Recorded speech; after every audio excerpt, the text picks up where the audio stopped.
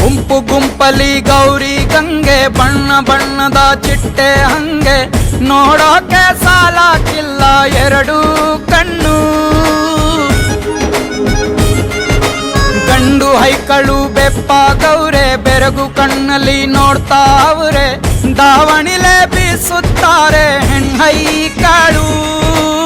ರೊಟ್ಟಿ ಊಟ ಉಣ್ಣಂಗಿಲ್ಲ, ಹಬ್ಬದೂಟ ತಳ್ಳಂಗಿಲ್ಲ, ನೆಂಟ ಜಗಳ ಆಡಂಗಿಲ್ಲ ನಮ್ಮ ಊರಲ್ಲಿ.